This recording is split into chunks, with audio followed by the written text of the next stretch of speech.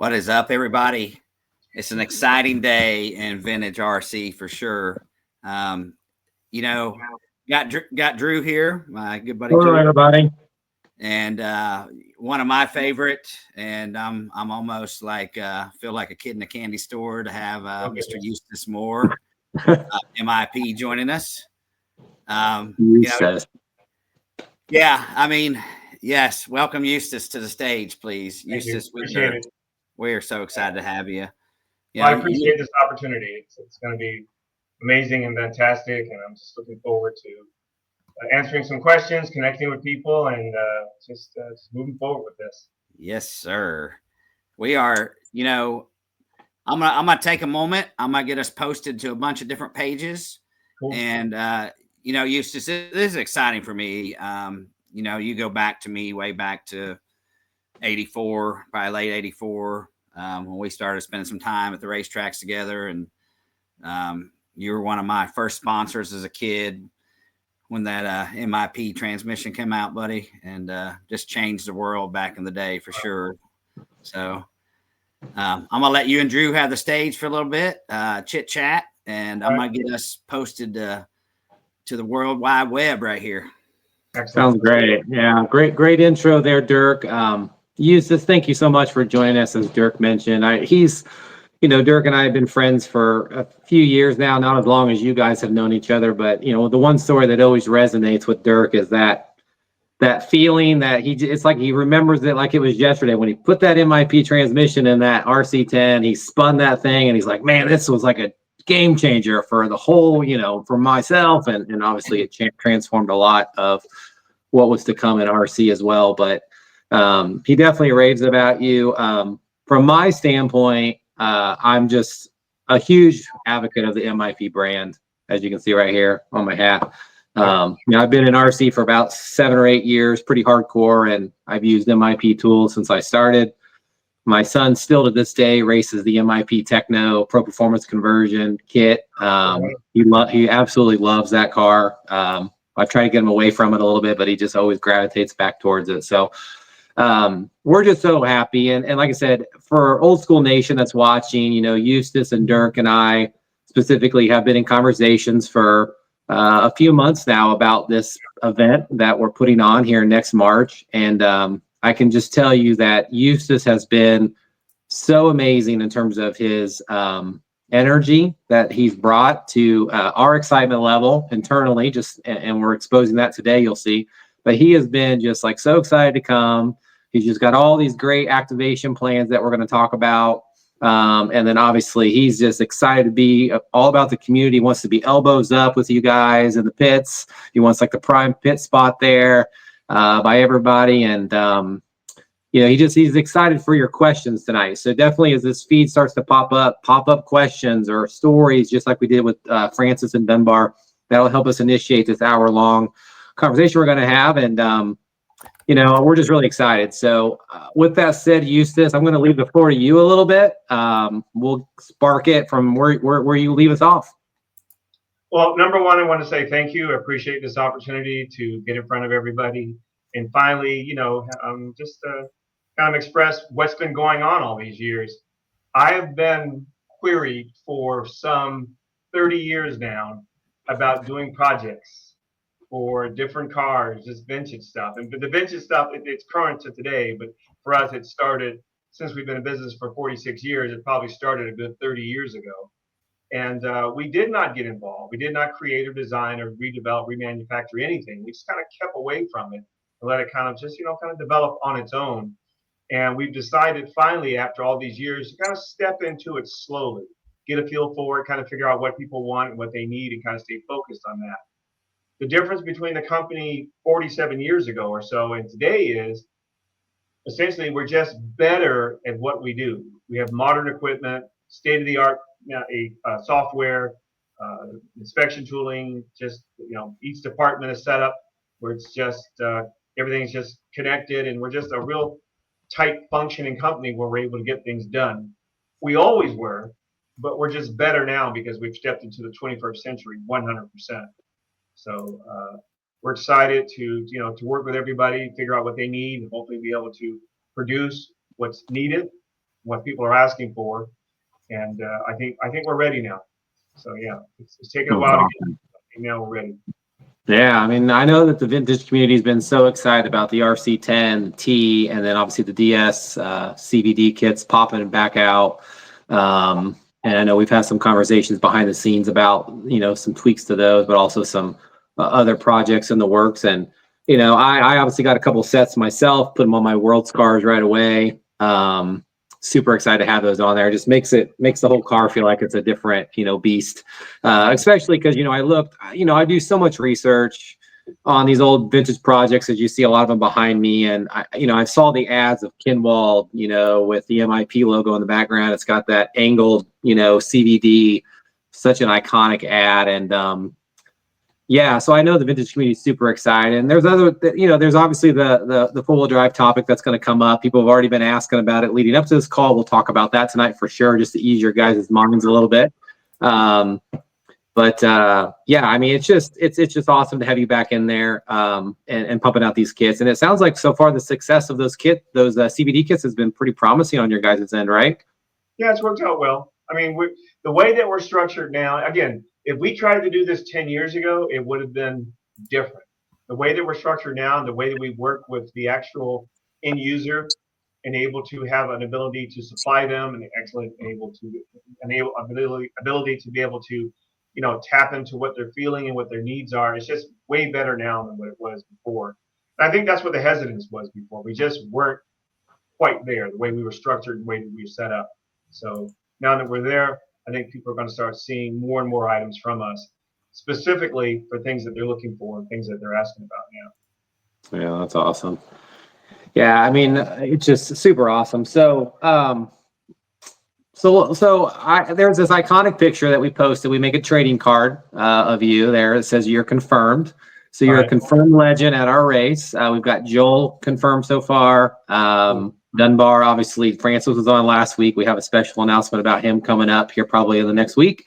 But we're really excited to have you at that event. I mean, when we approached you, Dirk talked about this idea to you a little bit. I mean, what were your initial thoughts that kind of went through your mind and kind of where that went from there? Well, number one, it would be great to see everybody again. I can promise you, Joel is going to kick some serious tail, him and Francis. They were fast then. I know they're still fast now. I will do my best to run them down. Yeah, there you go. Running in. But, it'll be exciting to kind of see everybody again. And the larger part of it for me is just connecting with the community, because people have been emailing us and just messaging us for years. And we really haven't had a response. So this will be an opportunity for me to actually converse and relate to the actual community in person. And I think that's way better than emails and messages and things of that sort, as well as being able to step up to the plate with some actual products and actual things that people have been asking for. That's our goal also, is to actually come to that event with finished goods, able to present to people after having for so long. So, yeah. Yeah, and then obviously it's just amazing how, I know Associated's really hitting it hard this year with the 40th anniversary and releasing all these kits. I mean, in some cases, I feel like every day I open up my inbox on the Facebook old school group, and it seems like there's a new AE kit that's came out. Obviously, I know Kyosho has been doing a few new kits as well that are super cool. Obviously, some other manufacturers have been involved in that too, Schumacher, etc. So, I mean, what's your gauge on what you're seeing in terms of all these repop kits and just the influx of just, these manufacturers popping out and doing all their stuff? It's like a musician, just redoing some of their old songs again. The only difference is that musician is usually on the road performing. So it's a little different, but kind of the same thing. It kind of brings back the feelings that people had in that time, when it was a different world than what it is now. But it also kind of, brings back their youth and just memories that are hopefully all positive. As long as the manufacturers out there are producing what people are asking for, they'll be successful. The goal is whatever we produce, we want to make sure that we're able to sell out of it and, and just move on to the next thing. And not have to have things that become vintage. The vintage. Huh? Exactly. So, but there are several manufacturers. There's was it Hirobo? Is there Hirobo? I can't even think of. There were just so many different ones. Even some of the Tamiya cars from back then that are considered benches that were racing at the time. So we'll see. We'll see what people come up with, and we'll see what's available. But again, it really has to do with what the community is asking for. They're the ones that are going to set the pace. Hopefully, no one's going to produce anything that, of course, no one's asking for. And our goal is, and the reason why I'm going to be there, and the reason why I've been connecting this way, is to listen to what people are saying. So, okay, what is it that you need? What is it you'd like to see from us? And now that we have the ability to produce things quickly and efficiently, I think we'll be able to, make a lot of people happy. And that's what it's all about. That's awesome. I mean, so let's bridge this a little bit. Obviously, this trading card picture that I found, I believe, was taken at the 1985 Roar Nationals. Is what I saw a captain on, perhaps the other day. Does that sound right? Okay. Is that the one with me with the thumbs up? Yeah, and there's like 3 other guys that are beside you that were in the Because the picture I initially saw was just good. Yeah, you still have that shirt. That's awesome. I'm not sure. For the tie, maybe. I don't know. Yeah, guys don't throw away ties. I mean, ties just kind of stick around forever. But yeah, that was when we did that at the time. The thing that was interesting is a lot of people were supporting MIP, but nobody saw me unless you were actually in California or coming to California. And because the world wasn't as connected the way it is now, no one saw me.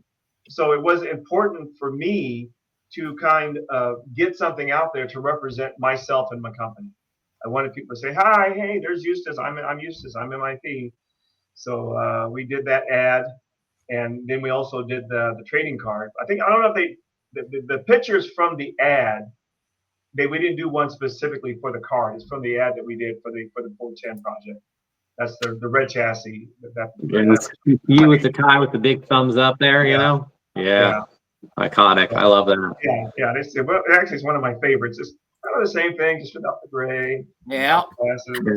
Yeah. I Google that. I Google that all the time. Just try to zoom in on that car a little bit, and just kind of get some bits and pieces. Because it was built specifically for that ad, we still have it complete. The batteries are corroded. Wow. It's still in the cabinet, just there. Same tires, everything's just completely ready to go. It probably could run, but it's never going to run, of course. It was just built specifically, for the presentation. And the last car that we actually raced at the World, which was one of the 410s, I have that one. I have the original 410 version in the Tamiya base with the cable drive on it. So I don't have a lot, just bits and pieces. Because I don't really collect too many things, but I try to keep things that are specific to project related. Yeah. Well, comments are coming in. Obviously, the MIP brand is so symbolic then. It's symbolic now. It's been one of those just timeless brands in RC. And I obviously know that the tools didn't necessarily start under the MIP brand. So one of the questions popping up, why don't you kind of just go back in time a little bit for us and talk about how MIP kind of got started, and how that kind of got you transitioned into that 85, your first Worlds in 85. I'm just curious as myself. Yeah.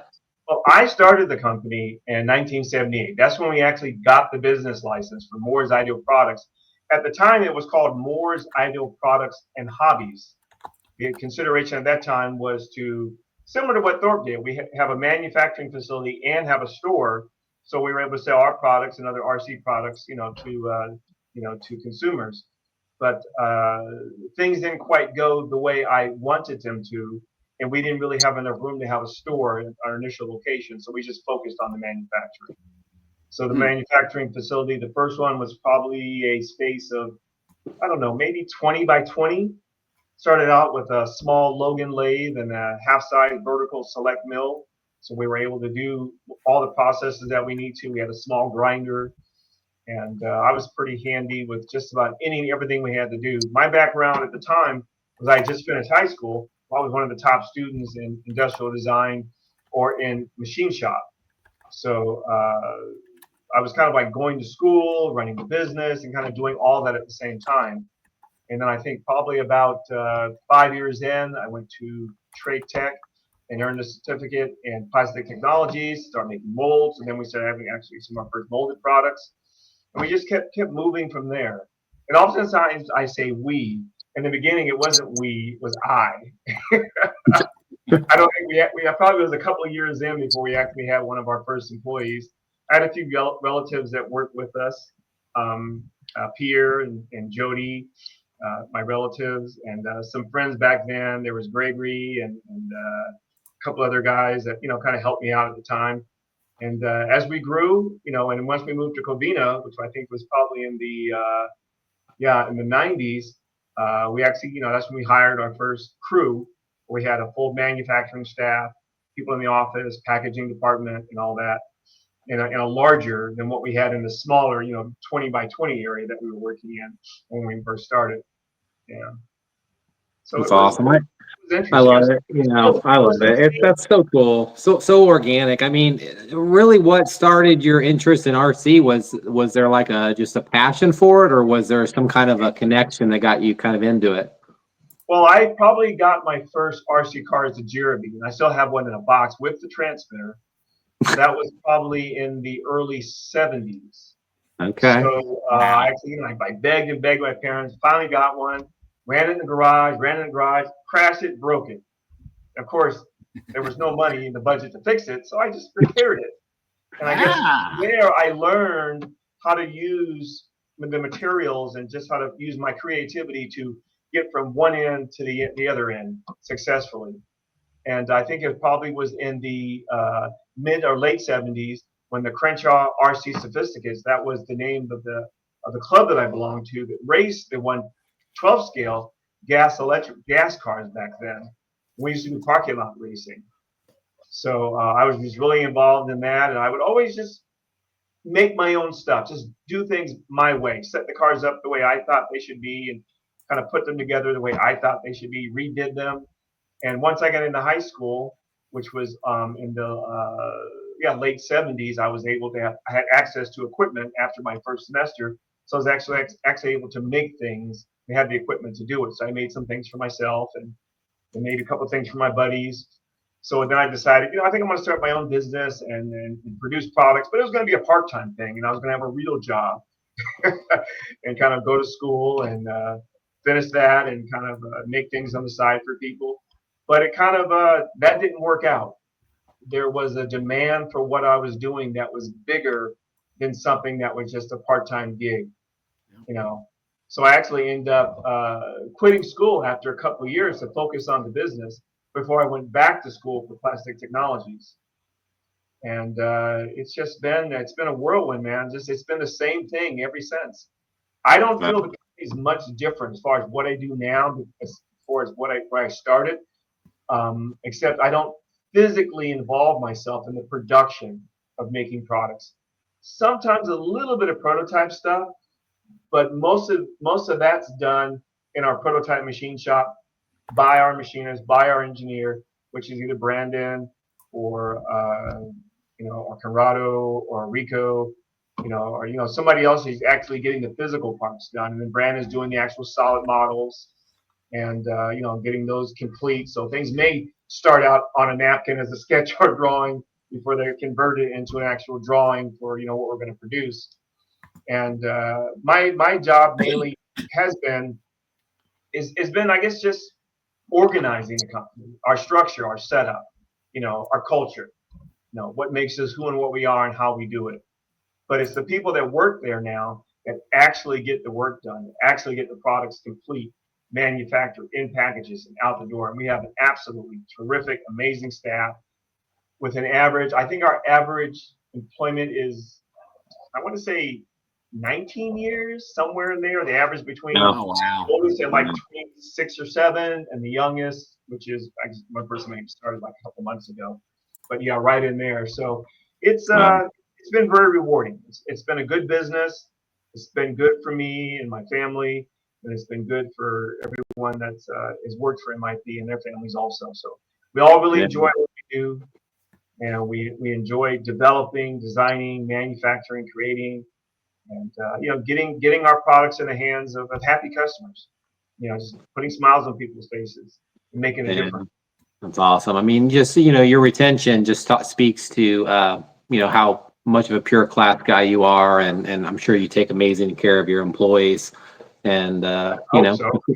yeah, I mean, it sounds like it. Yeah, 20 years, 20 years is a long time. Oh, there's that infamous picture right there, Eustace. Look at that. I tried to wear that shirt.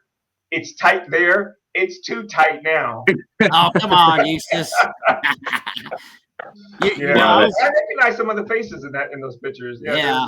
One of the guys lived in Bethesda. I don't remember his first name, the guy that's next to me, but I remember he and I were pretty close at the time. That was a while back, man. I was just a kid then.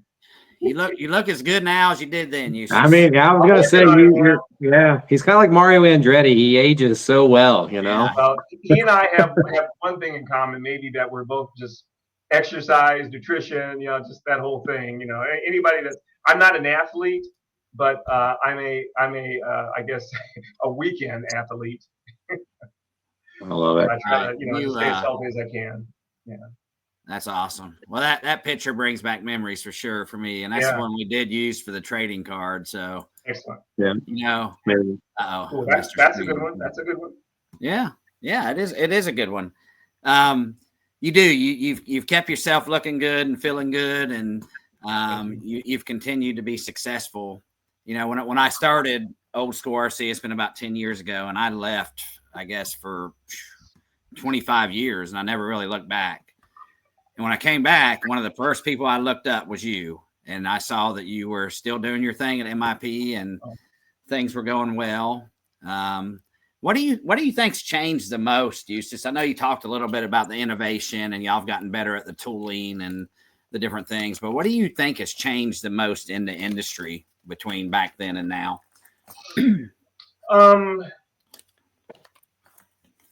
The people on the business end of it were basically hobbyists.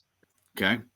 I think it's probably more corporate-y, if that's a word. Good, yeah. Now, yeah, than what it was then, and so the passion is still there, but the structure is just different. The way companies are set up and the way that they function and work. Back then, there were more companies that were producing in the States, where now, of course, that's in every industry. A lot more is being done overseas. It has been, for quite a while now. There's not as many race facilities as there were then now. There aren't as many stores as there were then now. So oddly enough, I don't have the numbers because we're always working on trying to get as much data as we can to be accurate. But I'd say that there probably are more people involved in RC than there were then, for sure. Right. But most of them don't show up at the racetrack. Most of them visit the hobby shop one time, or they buy online and never visit a store. And you see them playing with their cars in the park, in the parking lots in front of their houses, and out at events in the desert, or just events at different facilities. I know there are a lot of people that practice at facilities but don't necessarily race. So that's probably a good thing, though. People are actually having a good time and enjoying the vehicles. Yeah. I definitely think we have our basher versus race cars. Yeah, for sure. And the basher, that definitely is a larger part of the business. And a matter of fact, what's available to most consumers in the quantities are the things that we don't race, but the things that are just, for bashing. But everything's better now. The materials are better, the batteries are better, the electronics are better. Even what we use for paints, what we use now compared to what we had then are better. The glues, everything is better now. Yeah. I think the prices with inflation, if you want to go back, whatever, 5, 10, 15, 20, 30, 40 years, the numbers are still as good, if not better. Yep. As far as the cost of things compared to what they were then. Yeah, I would agree. I think business is a good industry. It's I think tougher. Go ahead. I'm sorry. No, it's good. I'm fine. No, you're good. Yeah, business is a little bit tougher now, I think. because the amount of capital that it takes to do anything is tremendously more. The cost of real estate, if you have a building, whether it's for manufacturing, whether it's for a hobby shop, storefront, I mean, just the cost is there, the overhead is there. The minimum wage thing has gone up, of course, so there's a lot more cost there. But finding expert people to help and work with you, is just as difficult. It's more difficult now compared to what it was then, I think. Yeah. So how did I know that you and Matt worked together for many years? Oh yeah. Right? Yeah. And so how did Mod Video kind of come about, and how did that start? Mod, oh boy, this is funny. All right, so Matt and I met probably, was it 15 years ago, when he was literally a kid. I mean, he was a kid. Right. It's kind of hard hanging out with him because he was a kid and I'm this oldest this guy. But the thing is it's interesting because we literally are like vinegar. It was oil and water, but yet at the same time, we both have a very big imagination, and we're also very passionate about what we do, and we're both driven. Just driven to do anything that we do and do it well. So when I had hired Matt, he was actually hired with us when he was working on a project with one of the magazines to do an article on our bypass. So that magazine folded. I said, well, you know what? I need somebody to do some writing and some promotional stuff. So we hired him for that, and he's brilliant at it, of course, and photography and different things. But he also, by odd coincidence, happened to be a fast racer. Yeah. So when you kind of mix those two together, bring it in and have him work with a mad scientist, myself, we just did a lot of magical things together. I mean, we were on the road for years. He won well over 90%, 95% of every event we went to. I mean, he was just killing it out there. And it really represented, how well the products that we were designing and creating were doing. And we kind of worked together there. My idea of what the products performance-wise could have been versus in the hands of a fast guy could have been were two different things. So we kind of would oftentimes buck heads, but we meet somewhere in the middle. If not, we'd go all the way to his side because our goal was to go fast and to win. And that's exactly what he did. But he is a very intelligent and a very driven individual. And the whole mod side, the media side, that's all him. That when I say all him, not just his doing, that's his personality. He has an eye for it. Oh my goodness. He has a feel for it and a heart for it. Fortunately, he's driven. He's driven and self-motivated, which is great. But the thing he's doing now is what he really, really does exceptionally well. It has always done well. I mean, when I hired him, it was because his writing was so brilliant, and he did it so easily. He just put out things. His eye for advertisement, and when we went to events, the way that we set our pits up and the way that we presented ourselves.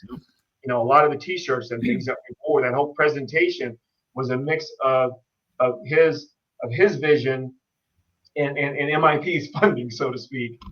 But we agreed on everything that we did and worked together on. And when it finally got to the point where it was time for us to part ways, I had been working with him for a couple of years saying, Matt, you need to go out on your own and do your own thing. I know you can do it. And trust me, it's scary. It's real scary. But I told him, you know what?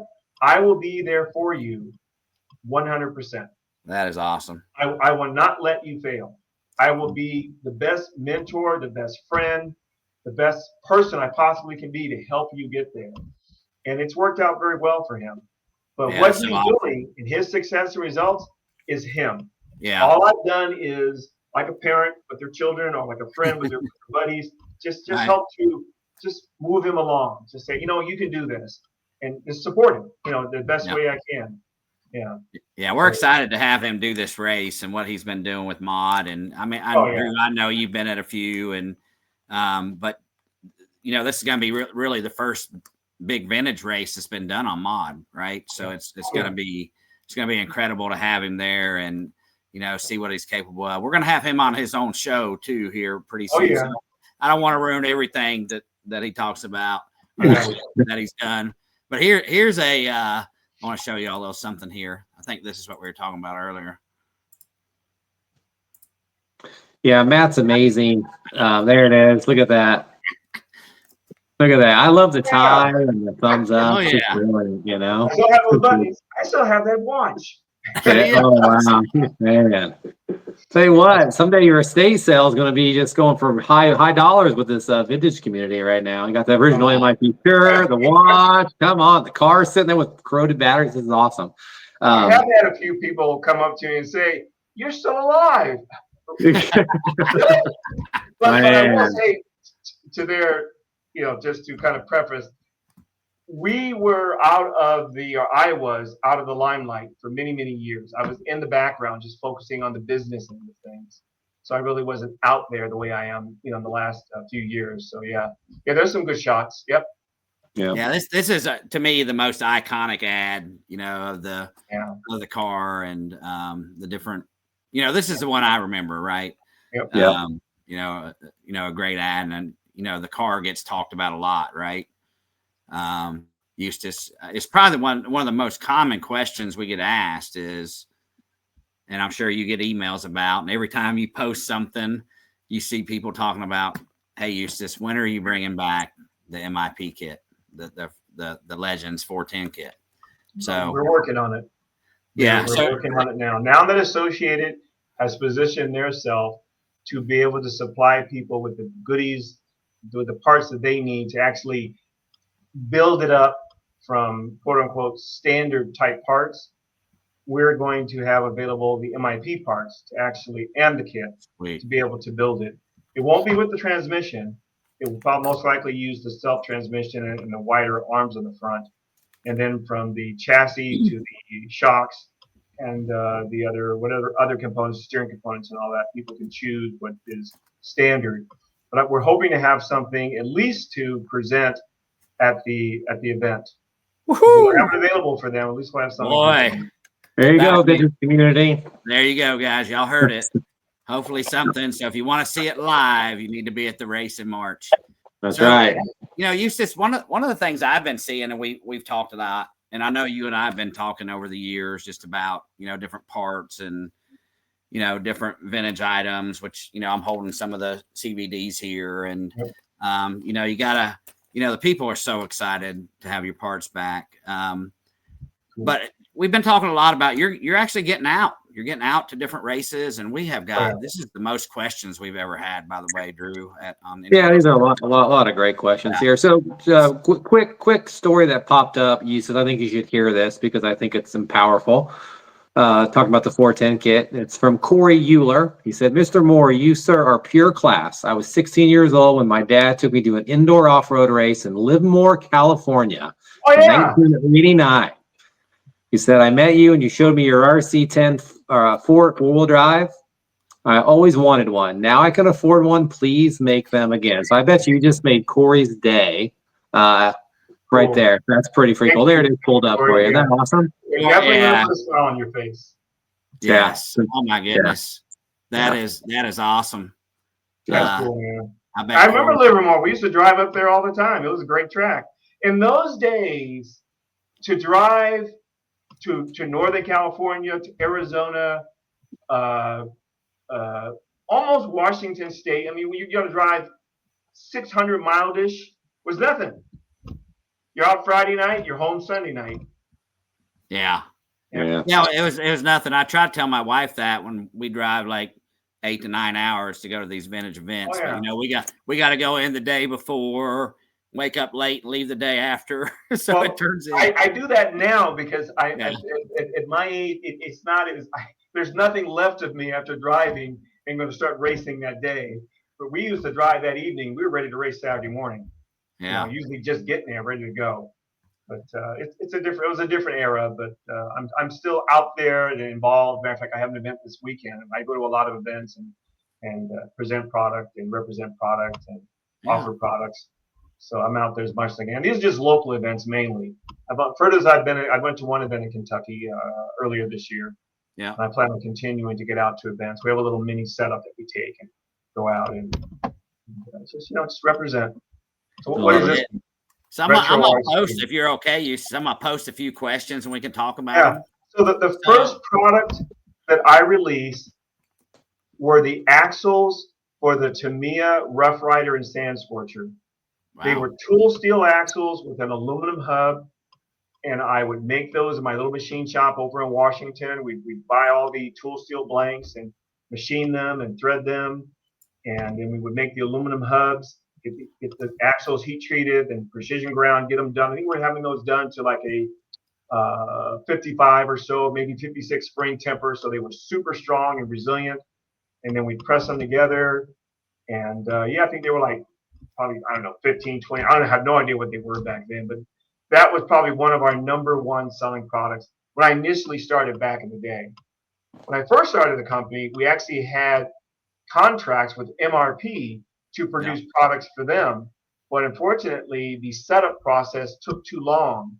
So they had to cancel the contract. And they ended up having, I think, things made overseas or something like that. And we didn't end up working together again. But we still continued, to develop and manufacture and create products, even after that. It's awesome. Yeah, the vintage community just blowing up they're just super excited about this four-wheel drive kit. So you've really set a standard there. And like I said, vintage community, we've been super quiet about this. We wanted you to hear it from the man himself. And I know Dirk is working behind the scenes with Eustace a little bit here and there. And I built up a 410, well, not a 410, but a factory works car because I wanted to just kind of test this thing and understand, ways to enhance, this car specifically for running, but also, I want to make sure this kit, when it comes out, is I got it in my mind how I'm going to execute it as well. So Eustace, I'm super pumped about it. I already told you. Talk about that one if you have a little bit more, but not right now, but a little bit more. Yeah, absolutely. That's part of my project is, to test this more and expose some stuff to make the car. I want to see these guys race these kits. I mean, Eustace, I don't know if have you seen some of the prices that some of these legend kits have went for on the, online before? It's incredible. Let me bring up two quick things. I just saw the guy that said he had tools for over 20 years. #1, thank you. A little secret. The tools can last a lifetime. The ends may, especially after 20 years, they may lose some of their sharpness, but in the old days, as opposed to the way we make them now, they're still long. The hex on the end is still long. It's usually 3 times the depth of the actual hex that's in an actual screw. You can carefully, and I mean carefully, I'm doing my hands like this because you're like grinding on the wheel, like you're like spinning and grinding. Just a couple of seconds, water. Couple of seconds, water. And it may take you, 5 minutes to take off a millimeter because you have to do it so slowly because you don't want to degrade the material. But you can get back to where that sharpness is and get where that very end is kind of like round just a little bit. You can get back to that sharpness and just carefully grind. Yeah, I got you. If it gets hot, you're done. You're done. You will ruin the material. So there you go. We call that a pro tip in the RC world, right, Dirk? A pro tip right there. Yeah, pro tip, baby. Sure. So I saw that about the tools. You brought up there about what was that? Right here is keep all eyes on Drew's or your tools will go missing. What's that all about, Drew? Oh boy! Like me. I don't loan my tools to anybody. Yeah. Right. Yeah. Well, I go to a race. It's been since the beginning. I have one set of tools when I go to a race. I don't want anybody coming back to me saying something happened. So Steve Evans there, he's one of my good race buddies. I have a terrible habit of extra 2.0 MIPs ending up on my pit box or they come home with me. And so I think one day I was pitting with Steve and Matt Hines, and I came home with 3 MIP 2.0s in my toolbox that night. So they have this, they love to tease me about, whenever I'm kind of close by them to make sure they watch their tools because I have been known to steal some MIP 2.0s for sure. I completely understand. Hey, you mentioned the price of the vintage stuff. Yeah. We had also been talking about that for the last, couple of decades. How, if we did anything, how it would affect the market. Yeah. Would the original vintage stuff lose its value, or would it increase in value? Well, we're not making an exact replica of what we did. We're making a better version to today's standards. With our current facility, how we manufacture,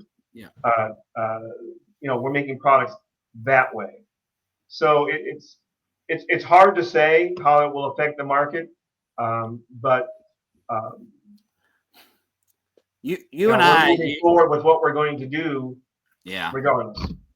Yeah, you and I have had some talks about that, and I personally think it will make the value of the original more valuable, especially like you and I talked about. If it's not the same, it's going to help.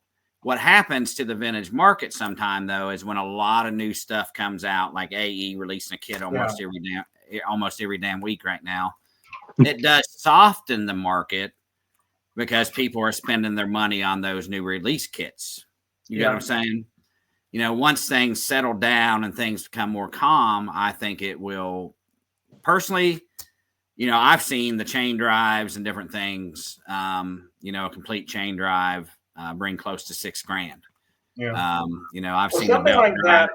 We're not going to reproduce. Yes. The variation that we're doing is going to be made to the standards for today's world, where someone will be able to race it, enjoy it, and play with it. Yes. And not, you know, that stuff, you put it on the shelf. You don't want to use it because if you do, you'll just destroy it.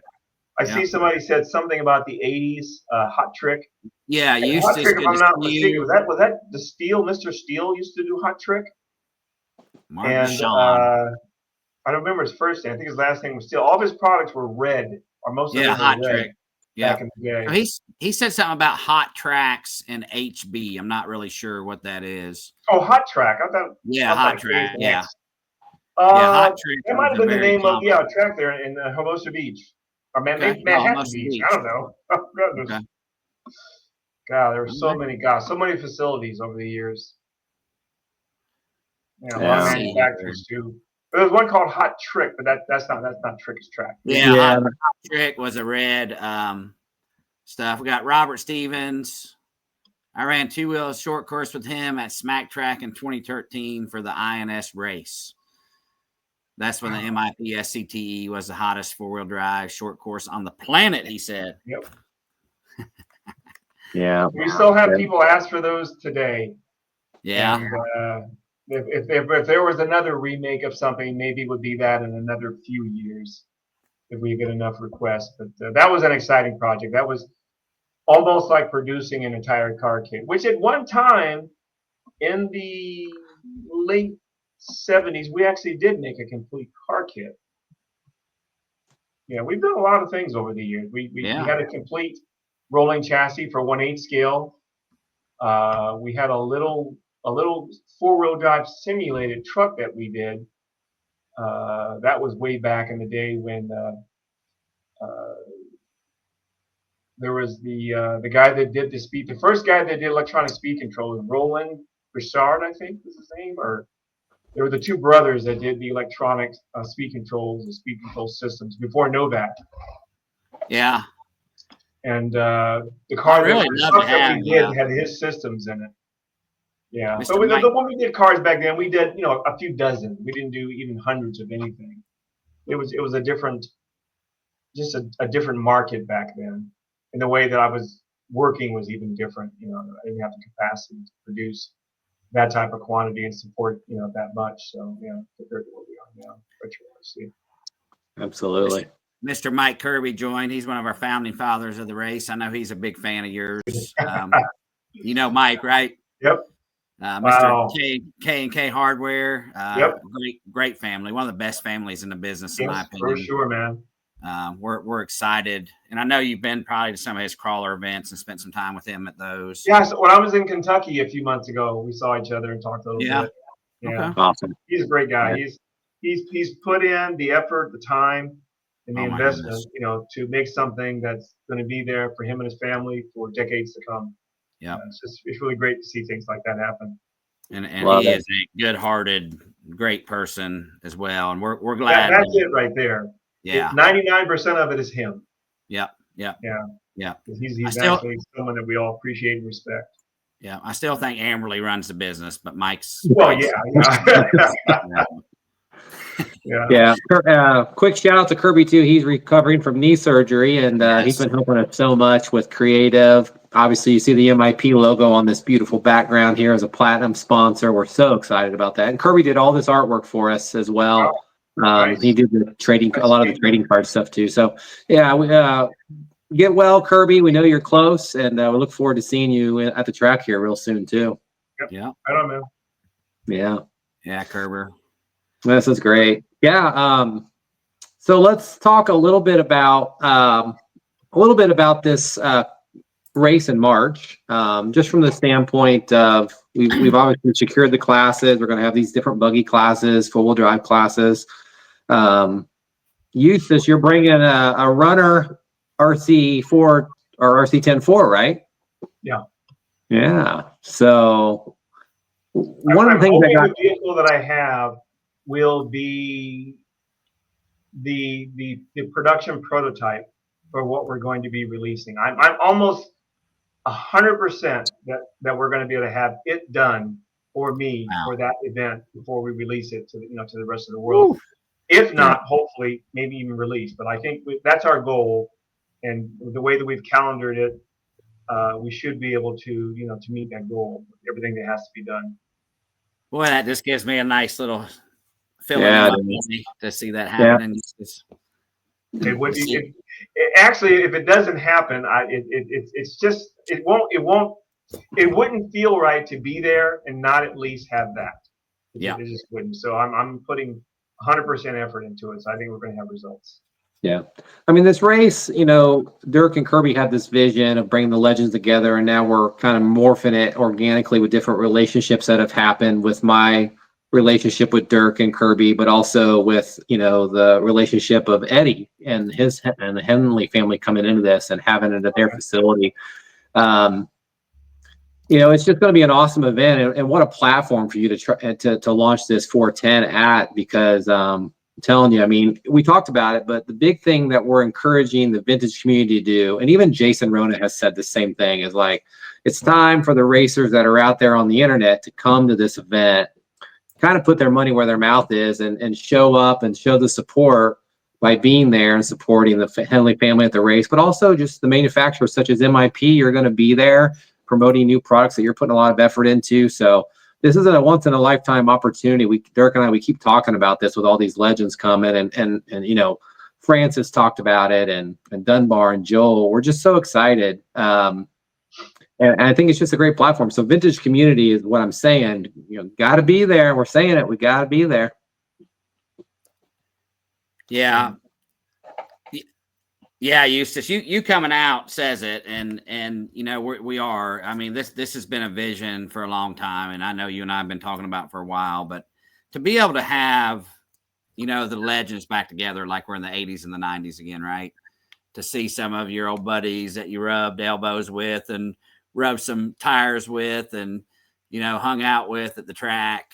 To me, that's what their reunion is about. In the race name. And I'm stoked. And to see, I ran into Jay Halsey here recently at SEMA. Okay. Yeah. And I haven't seen him I hadn't seen him since the 89 Nationals, the Winter Nats in Florida. Okay. And to see him again was amazing. And I haven't really talked to him. I know you and I have been talking for a while over the years, but to see him was great. To have Joel on, and Matt Francis and Dunbar. And I know I don't know, are there people calling you and talking to you a little bit in the background as well about the race and what's going on at all? Not anything that I want to go into any detail. Okay. I'm pulling a few strings if I can to get a few people to maybe get involved. Okay. A few years ago, but right now there's nothing to report. Okay. Yeah, we do know there's some chatter going on behind the background, with legends talking, and they're all kind of like you, Eustace. They're like, well, I can't really tell you too much right now, and this and that, and some things are developing, some things aren't developing. But we're stoked, sure. Yeah. It's gonna be, we're not here. Here's the deal. Here's what the vintage community is about. The vintage community, and don't get me wrong, we got some people that are very passionate about winning. And but to me, it's more about the community and the coming together, the hanging out, the spending time together. You know, a little shit talking like back in the day. Checking out the mods that you've done to your cars and the different things, you know, kind of like back in the day, you know. It's, you know, back when you had to have a Dremel tool to make things, you know what I mean? Yes, I know. And it's so funny to see these new kits being released, and everybody are like, well, that didn't fit just perfectly. I had to take a Dremel tool to it. I said, you know what? It was. You know, right? Yeah. Yeah. You gotta build a car. Yes. You got to feel it together. Eustace is breaking RC cars in his garage and starting a company over in the 70s. Come on, let's go, guys. So, Eustace, when was the official start date? Was it late 70s or early 80s? We actually pulled the license December of 78. Wow. I'm sorry, January of 78. Wow. That's when the company maybe officially started with the Moor's Idle Products and Hobbies. And then we later dropped the name. We became incorporated in like 2006 or 7. Wow, y'all weren't incorporated till that late, huh? Yeah. Wow. People the structure was a bit different. We're structured as a corporation or corporately structured, but it doesn't have that feel. Yeah. I just want to confirm that Mike Kirby said publicly that Amberley is definitely the boss. I wanted that to be on the screen for everybody to see it, so there's never any doubt in the future. Yep. That's it. That's right. What we got here? I can't wait to be there. Yeah. Go ahead, Drew. Yeah. Can't wait to be here, especially having my son with me to experience it all with these guys I looked up to over the years. I think this race is going to be a turning point for vintage racing as a whole. Exciting stuff. I mean, that's the kind of vibe that, you know, we want to hear. We love it. I mean, look, when Dirk and I started, you know, kind of talking about this race too, and then obviously we got Eddie and Kirby all on the phone, you know, we had this comment about like, what do you think? How many people do you think are going to draw? And man, initially we were like, oh, I don't know. You know, we've had these races, you know, the East Coast and Midwest, you know, maybe 100 entries or something. Man, I'm thinking now that we may have 400 to 500 entries of this race. It's just going to be absolutely insane. Woo! So, sounds exhausting. Don't do that to me. I'm just telling you. I mean, obviously, what we're doing with this race, Eustace, is we're bridging, you know, vintage and modern racing. It's not just about vintage cars. That's obviously a lot of it, but it's also about the modern cars as well. We want to bridge those together, and obviously, there's a dynamic where, you know, the really cool thing about these vintage cars is that everybody talks about the loamy dirt back in the 80s and 90s and even early 2000s, but these cars with slicks on them perform exceptionally well. I've done a lot of testing with 4 or 5 different platforms. You know, Dunbar's, you know, done some racing. I promoted some races. It's amazing how well these cars handle on slicks, and it makes the process so easy. You know, you're not spending any time on the electronics anymore. You're not really spending much time on the tires. So now you just got to go out there and make sure these things are durable and make laps, and you just get after it. And so I think it's going to be really cool to see the modern, the vintage, and then of course the legends as well, you know, competing in this event as a whole. It's going to be unbelievable. Yeah, I think the performance is definitely going to be there. I've been looking at this for quite a while, and as far as, you know, where the roles were and just how the cars were developed and designed, and even with the flexibility in the chassis, maybe it's not the best thing in the world, but we'll still find a way to get around the racetrack really decently.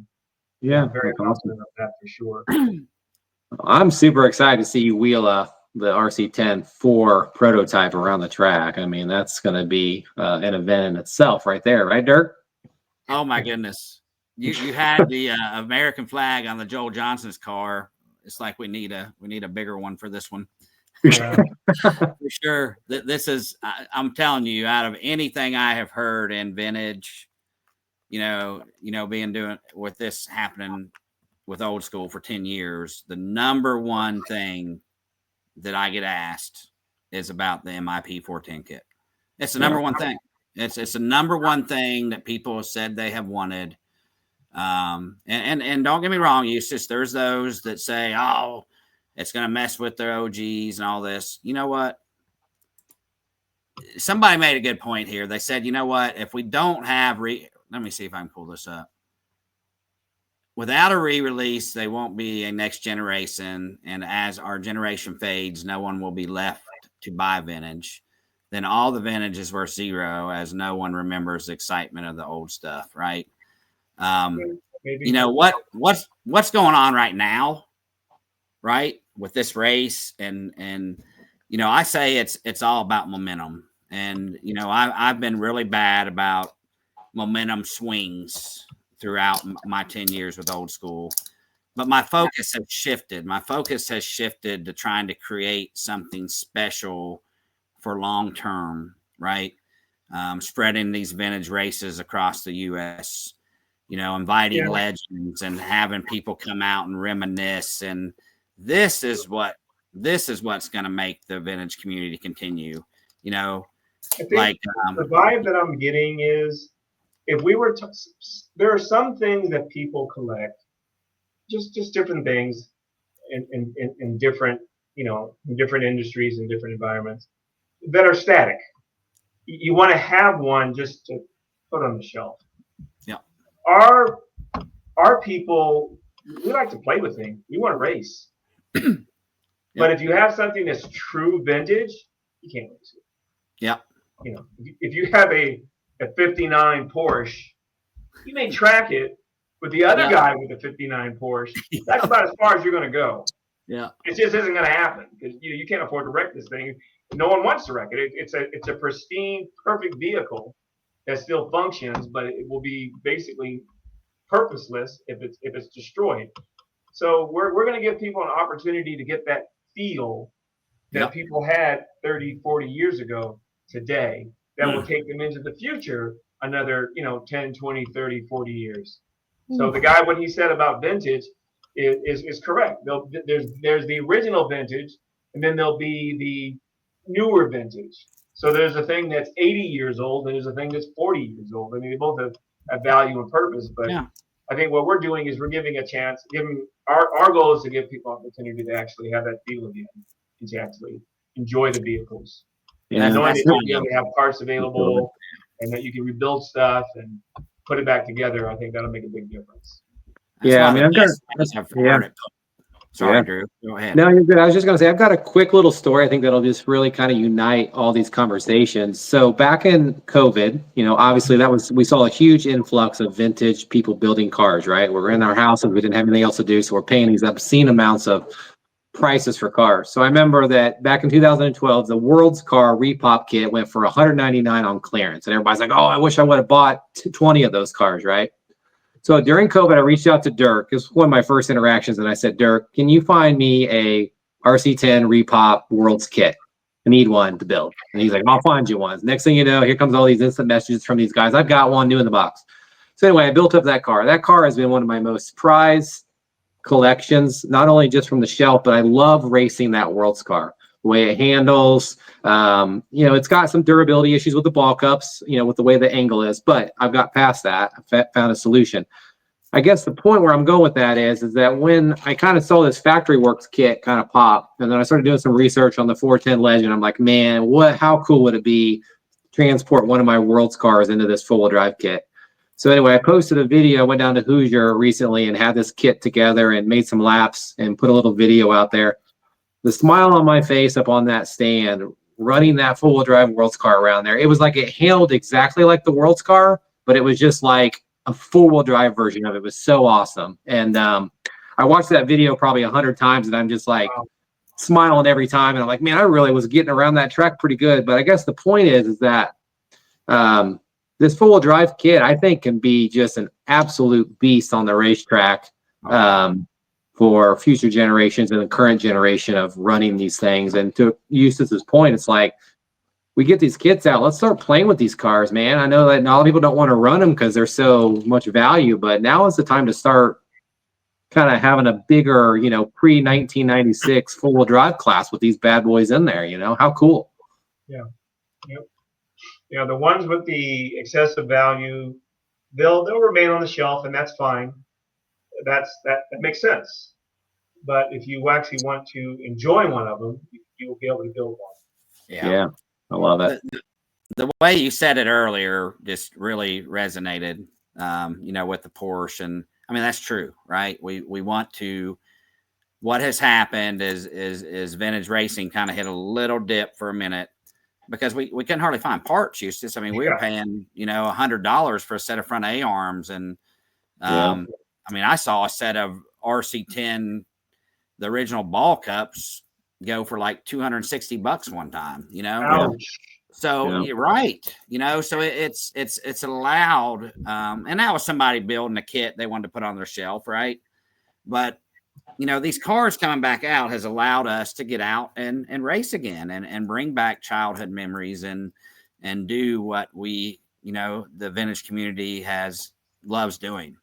And it excites me to see the things that are happening in the background. Don't get me wrong. I've been involved in some of it with Kyosho and associated and talking to you a little bit. And it's hard. It's hard to kind of, keep that stuff close to the heart, right? And just wait, but I'm so excited to see all this stuff coming true and going to happen for sure. Me too. Is there somebody you're most excited to see at the race, Eustace? Everyone. Everyone.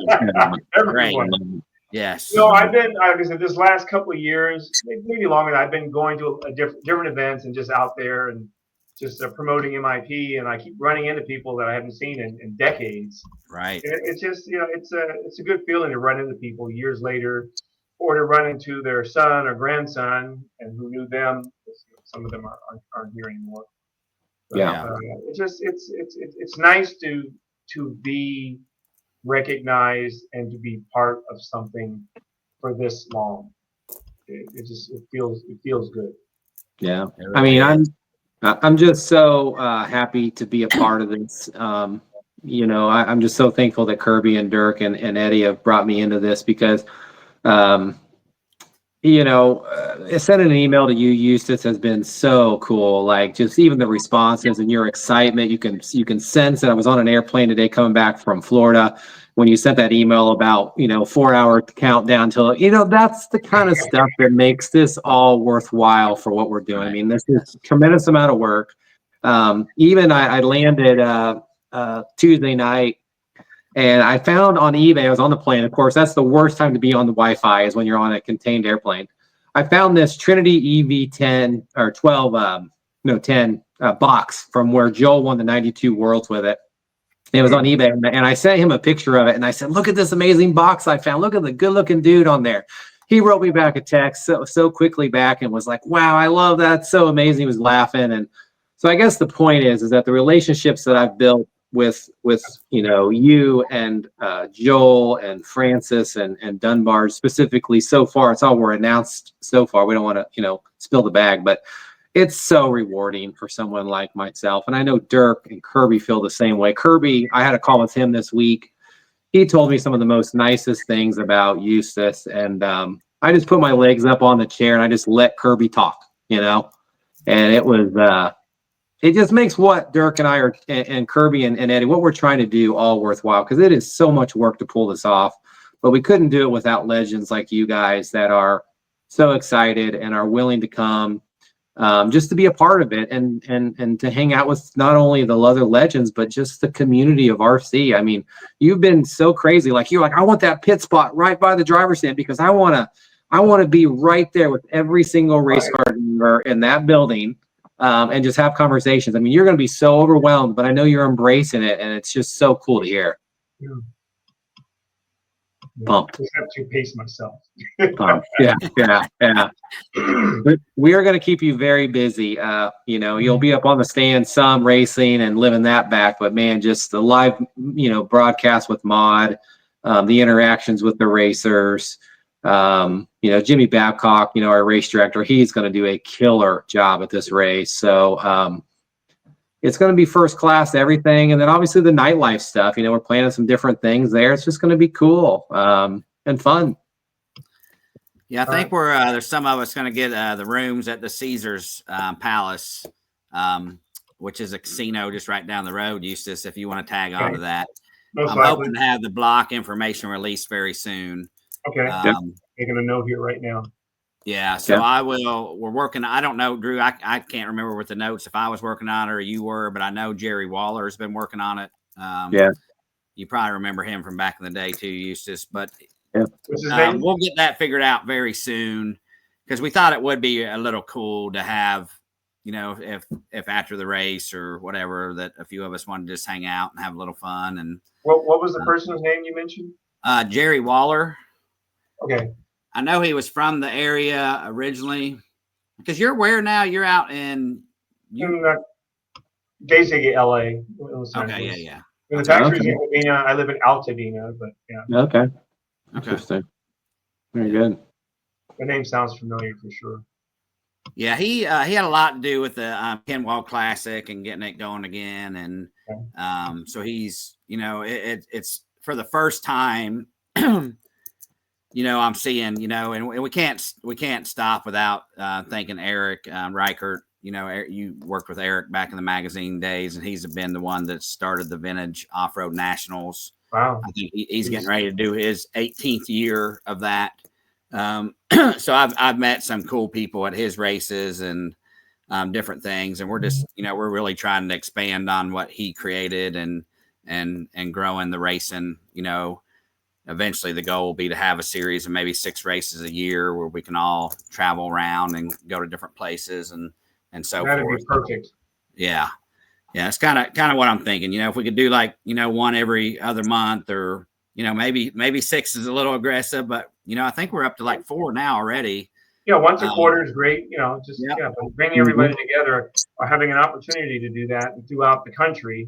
And then the international, I know there's a scene there internationally also. Big time. Yes. So, big time.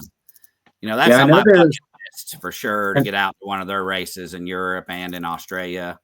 Team Associated has stepped up recently. Of course, they've been stepped up behind the scenes, but they've stepped up and gonna come on. We were looking for 3 platinum sponsors originally, and that's going to end up being yourself, Team Associated, and Cal RC.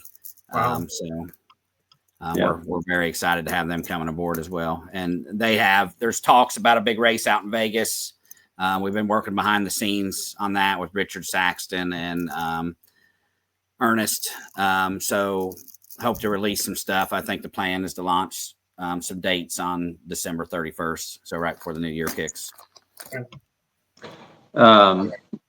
So yeah, just 2 bridges. One, so there's a comment from a guy that posted that he's actually thinking about bringing his OG MIP for Legend from Australia to the event. So, and I shared this with Dirk, but we actually got a message from a couple individuals out of Puerto Rico that are also coming to the race, and we wanted some more information. So what we're starting to see is, like Dirk mentioned, like these legends in the background. I know Francis, Joel, they're talking to the other legends without us kind of even knowing a little bit about it, and they're bringing them as well. And so it's just organically producing behind the scenes. And then also we've got, people from Australia saying they're coming. We got people from Puerto Rico coming. I don't think we have any indication of how powerful this event's going to be. And again, it all comes back to, what Nick DeVito's doing and what Eric has been doing and built this, platform for us to just jump on and try to make it better. At least not better, but just from the standpoint of like a once in a lifetime experience. We're trying to take everything that they've built and bring it all together and then expand on it and just try to make it great for everybody. But we have so much to thank for all those guys. So we're just super excited. And I had another bridge to that as well. And I just can't think of what it was off the hand. Go ahead. Budweiser. But yeah, no, we're out. There's Mike Garrison's chiming in from Boom Graphics. Wow, Mike Garrison. Eustace and Matt attended our Venom Off-Road Jam event back in 2013. He made the event. He spent an hour just talking shocks with my dad, like they were best friends and they'd never met prior to that. A true legend on and off the track. So again, you can just see these, you can see the emotion behind these comments. Mike Garrison works at Boom Graphics. I believe he started that company. He's been helping us with a lot of the initial creative. He's going to be doing the trophies for this event, banners, t-shirts, etc. So Boom and Mike, thank you so much for what you've done. We're looking forward to working more with you here soon as well. But again, another great story. So it's just so cool. So Jason Santos is on here. He's the founder of RC10 Talk. I'm sure you're familiar with it, Eustace. It's kind of the forum. There's all kinds of information about a bunch of builds and different things. If you haven't, you should check out RC10 Talk and look up some of your builds. You'll get to see some really cool stuff. But Jason and I work really closely. The whole community does behind the background. Jason, myself, Drew, Nick, Eric. We're really working hard to try to make vintage racing special and continue to grow it. And having this event is going to be crazy. If the event is going to be that big, leave the modern cars out of the race. So Mark had that comment, Drew, just so you know. Yeah, well, I think the modern cars are going to make it to that number. It's not just the vintage stuff. Yeah, but Mark, let me kind of explain the deal behind the modern cars. The whole vision originally, Mark, was to have the legends of the old and the legends of the new coming together at one place. And, I think we can still pull that off. There's some stuff going on behind the background. But the other thing, Mark, is it allows spacing in between so you're not hurting yourself from class to class to try to, back-to-back races and so forth. So I like the way it splits it up. And the good thing about Hoosier RC is it will comfortably hold about 350 racers and have comfortable pit spacing and everything else as well. Yeah. All indoor, all air conditioned, fantastic facilities. So it's not going to be, Mark, kind of what we've been used to at these other vintage races where we've been jam-packed into like sardines almost, trying to find an area to pit, or, we're not going to be pitting off of our trunk or our hood open, charging batteries outside. This is a first class facility. And to me, it's hands down. I tell Eddie, he gets mad at me. I say it's definitely the top 3 in the country. And he tells me, no, Dirk, it's the top, but it is. It's nice. And I was talking to somebody the other day in messaging. It's like, they hold 3 of the 4 largest indoor 10 scale races every year now, with the nationals coming this upcoming year as well. And Eddie doesn't even like the cap. Like the Clash of Champions is one of the biggest races every year. Like they have close to 400 and maybe 500 entries. They don't even like to cap it because they have so much pit space in this building. I mean, they've got 37,000 square feet of space, track included. But I mean, there's so much there. But at the end of the day, too, the other thing we got to talk about with that, modern and vintage, is that the whole other goal of this race was to bring a platform to benefit Hoosier RC from a revenue standpoint too.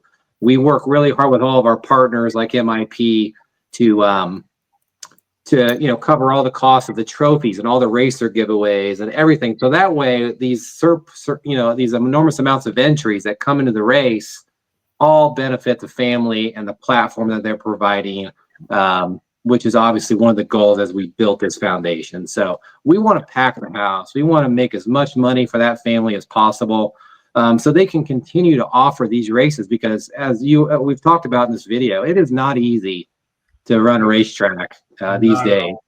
And what we're trying to do to support them, I think, is just going such a long way with longevity for that facility, bringing you more events like that, but also just benefiting the hobby as a whole, with the amount of vendors, products that they bring into their hobby shop, which is unbelievable, etc. So a lot goes into just how we structured this race. We worked on this for months, and I think Dirk and I was even talking about it, like the rules. We spent so much time with the rules. Nick DeVito lost sleep over the rules. We kind of tailored off the way he was working too. But at the end of the day, we want to embrace, we've got this square package of rules. We want to embrace guys to put Dremels on these cars and make them super custom and cool and fit within the regulations. But at the end of the day, we want to go have fun with them, be a community together, and there'll be a competitive side to it. But let's not get so engaged in every period that's in those rules that we lose sight of what the big picture is with this event too.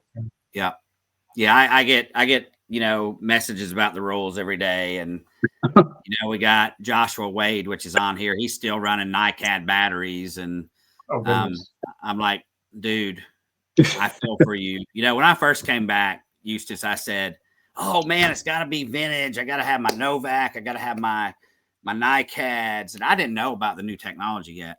And they're kind of I know they're laughing at me in the background. They're like, "Oh yeah, Dirk, come run it." They said you'll run it one time and you'll be switched over to brushless next week.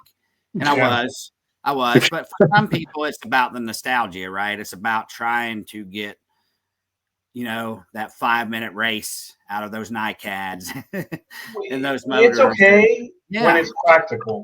Yeah. The newer technologies just make more sense. Yeah. It brings out it just makes the day so much easier. Yeah. It brings out the capabilities of these cars for sure. And Drew, thanks for saying what you said, because it truly is. There's so many racetracks and places that are no more because they can't afford to keep the lights on. And I'm gonna be honest with you, I see how hard Eddie works. I see how hard Angie works. I see what goes into running a track, and they work tirelessly, right? They are always working. Yeah. I think Eddie is normally going to bed when I'm getting up in most mornings. Yeah. You know what I mean? Yeah. It's a lot of work to run. So thankful for that family, you know, and obviously my story too is, you know, I came into RC when there wasn't anything else in Indiana at the time. We had P&T Hobbies in Southern Indiana, but that was it. We didn't have Hoosier RC, and I helped promote races to keep it alive until we got a platform like this. And man, now we have this amazing platform. Now we just got to keep it around and keep leveraging it. And with that said, we couldn't do it without our amazing partners. MIP is involved as the platinum partner. So that was my bridge, was Dirk and Eustace. You guys want to talk a little bit about MIP's involvement in this race and some of the things that are incoming on the waffles, etc.? Yeah. So Eustace, you got your Sharpies ready and doing all that good stuff.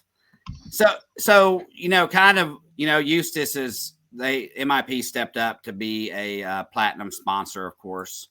And part of what we've talked about is, you know, we're going to be doing some waffles, you know, which we posted our first one today from Dragon Punch RC. Thank you, Daniel McDade, for that pit board. So we'll be, you know, we worked out some things with Eustace and David in the background, and they'll be providing some toolkits and some signed items and some different things that we'll be doing waffles on Old School to help raise money for the race, to help support getting Eustace there. And then Eustace will also be bringing some items to the race that will be part of the giveaways and different things at the race as well. So we're super excited. I don't know if you have anything you want to add to that, Eustace, about some thoughts on what y'all are going to do, or if we can just leave it at that. It's totally up to you. No, I think what you said basically covers it. Some of the other details that we're working out. Some of the other things we're still working out the details on, but I'm sure we'll have another meeting, another opportunity to do one of these presentations between now and March, and kind of give everybody the final on where we are and what we're looking forward to. Yeah. Right now, it's a great start. I think we're going to have results and success. I agree. It's going to be, you know, and what I'm seeing is doing this Dragon Punch thing for Daniel right now. It's really drawing attention to his company and his website, and it's bringing a lot of attention to it. And that's what these waffles do. And so I'm excited about that. And we do, you know, this call here was really to talk to Eustace about the race and a little bit about the history. We do have a special. We're planning another special one with Eustace and the team, where he's actually going to do something from MIP, where we can actually take you through what they do every day there. So that'll be another one that's kind of based on the sponsorship, and kind of really show y'all what MIP is doing nowadays. I mean, behind the scenes at MIP, people are going to be lined up to see that. I think most people don't know that we actually design, develop, manufacture, package, distribute, and do everything from our facility in Covina, California. And when I started the company, that's why I said things are still basically the same. It's been the same. We actually do it. We only have a couple items that we have produced for us outside. They're still stateside. And we just focus on, you know, what we do and just doing our best at it and just being real creative. But our Yeah. facility is 21st century, state of the art. So Wow. it's pretty nice. I can't wait to So see it. it would be nice for people to see. And probably because like right now, we run 24/7-ish, but there's a lot of robotic and automated equipment that's running. So most likely when we do the interview, the robots and the equipment will be functioning, but everybody else probably may have gone home if it's in this timeline, because we're actually open from 5 till 1:30 or 2:30. So after Okay. that, everybody's gone. But it's still exciting and neat, just watching machines do what they do. Little parts. I'm stoked. I actually want to come out and see it in Yeah. person someday as well. So, Yeah. all right. Any final comments? I know we've been on.